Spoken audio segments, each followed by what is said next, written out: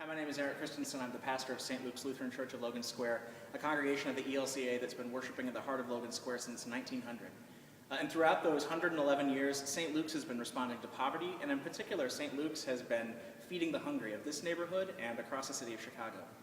I think the thing that's most important to remember about efforts to be a part of responding to poverty is you don't have to do it alone, that we belong to a wider church, and that when St. Luke's had hundreds of members and was in sort of its heyday of mission and activity in the 1950s and 60s, it had robust programming that was serving the neighborhood, feeding the hungry, responding to the needs of our neighbors. But even in the leanest and hardest of times, St. Luke's has always been able to find partner congregations, partner ministries across the city of Chicago.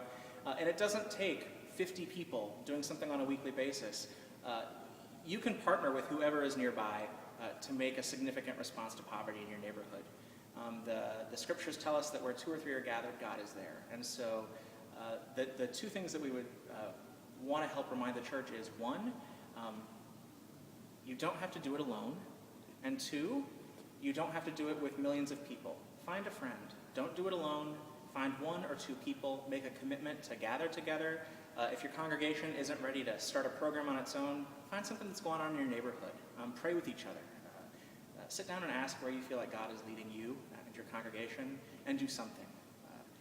30 years ago, a little over 30 years ago, St. Luke started a food pantry. It wasn't a grand programmatic vision. It was people knocking on our door saying that they were hungry and they needed food, and our secretary just kept a couple cans on a shelf.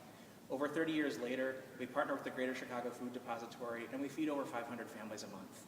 It didn't come because of a grand strategic visioning process. It came because somebody in this congregation said, I can do something. And you can too.